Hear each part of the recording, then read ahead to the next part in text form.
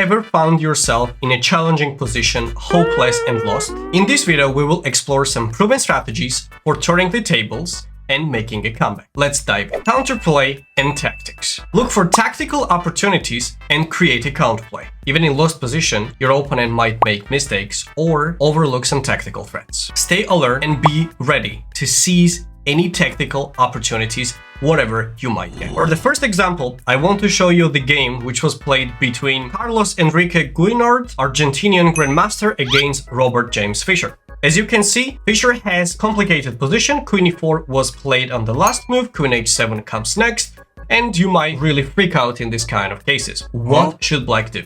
f5 obviously is the only move to prevent Queen h7 mate. No. Wait. E takes f6, rook takes f6. Now white has a bunch of threats such as Queen h7, Bishop c4. Some of you probably are already preparing for the next round. I wouldn't really blame you. Knight takes g5 was played. d5. If h takes g5, the situation is a bit more complex because after Queen h7, king comes up on f8 or goes on f7.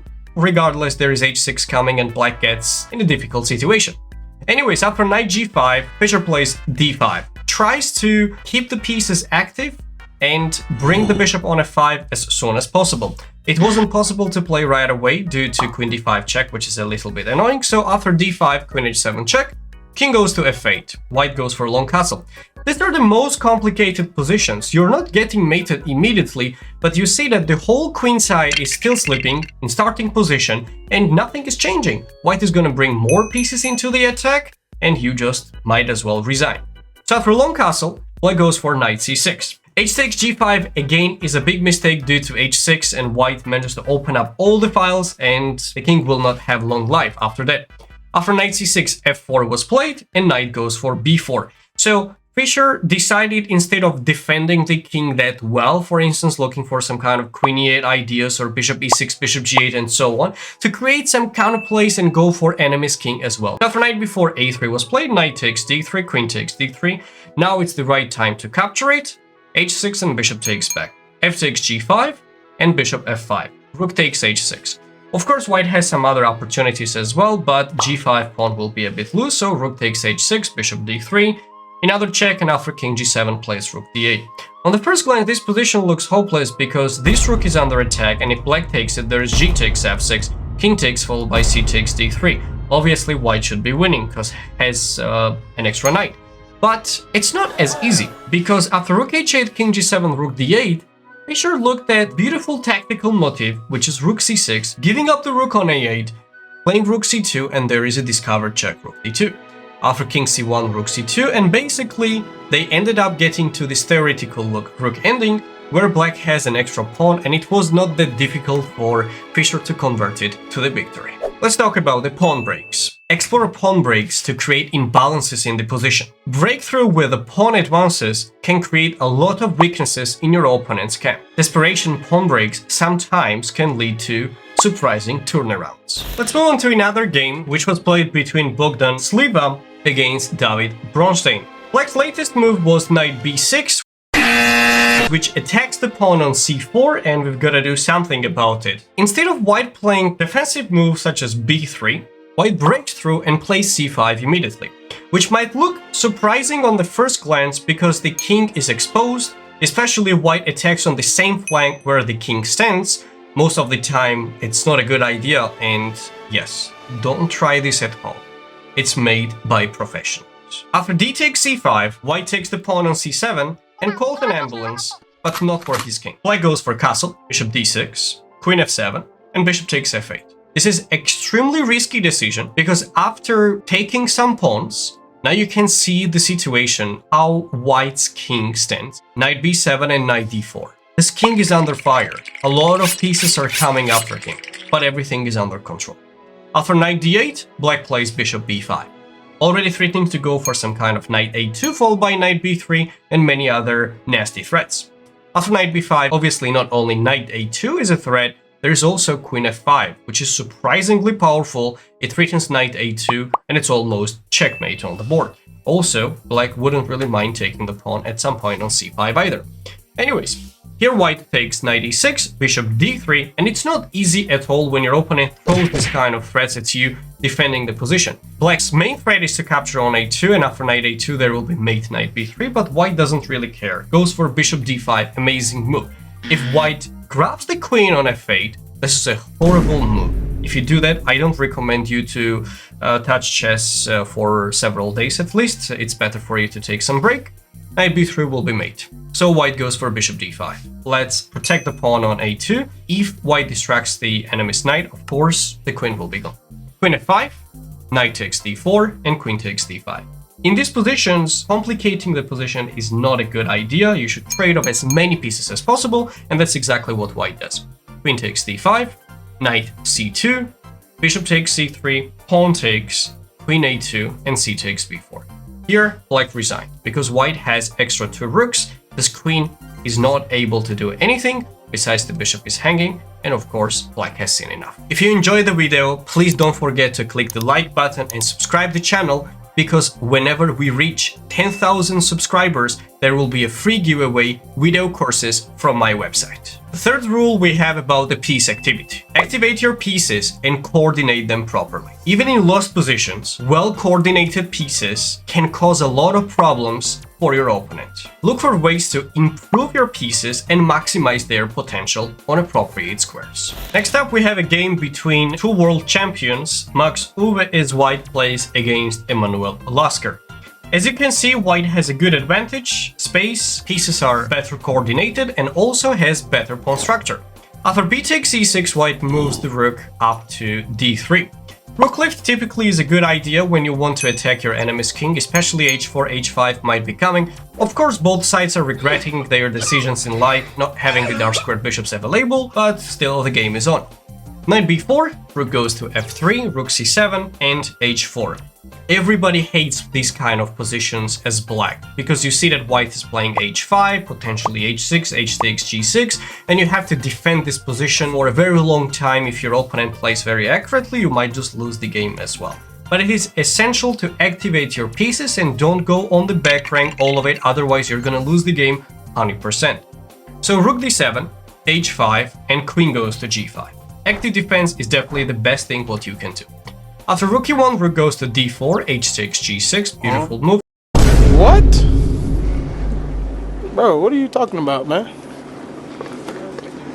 Bro, I'm out, man. If black here captures the queen on e4, there will be g takes f7. It's very difficult to deal with the threats later on. If king f8, white can even bring the knight on e4, threaten the queen, f takes c8. Long story short, this king is not going to make it. So after h takes g6, pawn takes back. Queen goes back on e2, rook d2, and queen to f1.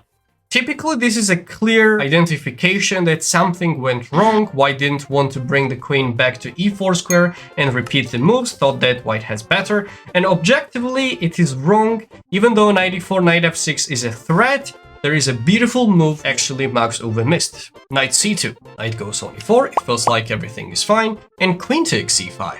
Queen sacrifice. After knight f6, queen takes back, and there is knight takes f6. Even though white has an extra queen, not for free though, the queen actually is for rook, knight, and also a pawn, which is more than adequate compensation, especially when you see that black's pieces are very well placed. Rook c1 was played, knight goes on e4. Look at these beautiful knights. They can create a lot of fork material, and I guess a lot of memes will be created on this kind of positions as well. After bishop e2, knight d4, bishop goes on f3, and knight takes f2. It's already a horrible position to play as white. You always want to sacrifice the queen for rook and knight, but you never can do that because you will be down several pawns in that case. So white goes for queen c4, knight d3.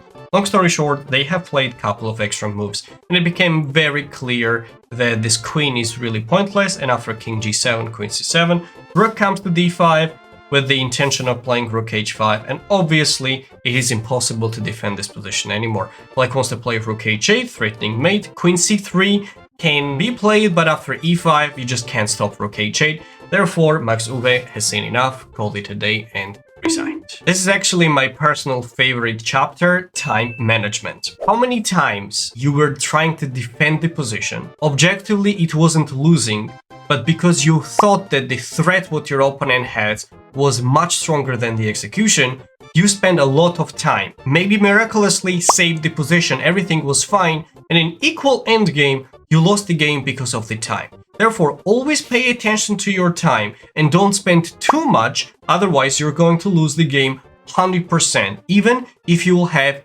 slightly better position, because when it is critical situation on the board, you don't have to have 1 minute left on the clock versus 1 hour. Next up, we have Leonid Stein against Samuel Reshevsky. Black's last move was Queen f6. Obviously, this king is under a lot of fire. I'm in danger! Queen g6 comes next, f takes g2 is a possibility and so on. But regardless of all these threats, white goes for b takes a6. Sometimes this is the best defensive resource what you have got. You have to go for active defense. After b takes a6, queen g6, and well, g4. I know you are not probably a big fan of playing this kind of moves, but whenever the situation requires, you have to play. After g4, there's no direct threat because this pawn is horribly pinned to the queen, there's no queen g5 trying to get rid of it, and bishop f5 can be coming on the very next move. So bishop goes on e4, bishop takes, pawn takes, and anti-chess move, queen a4. When you should be probably aiming for protecting the king, maybe bishop f4, bishop g3, something to bring more pieces closer to your enemy's king, instead Stein just goes queen a4, because he sees no problem with that. This is absolutely right, because queen cannot do anything from d1 square. It's actually not even active, and the pawns are doing an amazing job stopping it. That's why white tries to go for queen d7 and protect the pawn from black's camp. I know it sounds weird, but yes, it works, so why not? After queen a4, black goes for h5. Queen to d7. Obviously, if white manages to trade off the queens, the position settles down and white probably is going to win the game easily.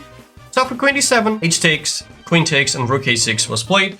White goes for bishop to f4, queen takes, pawn takes, and rook goes to g6. Even though the queens are not on the board anymore, there are many problems to white's king. But still, Stein defended everything properly. g5, bishop to d6, and bishop d2. g5 pawn at the moment is protecting the king very well.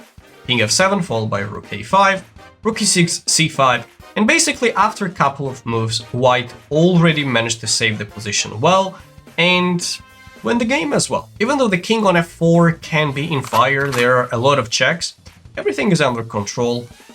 White even grabbed a couple of pawns, captured here on e5, while the game continued until very deep endgame positions, but at the end, they agreed on a draw, because it's a theoretical rook ending.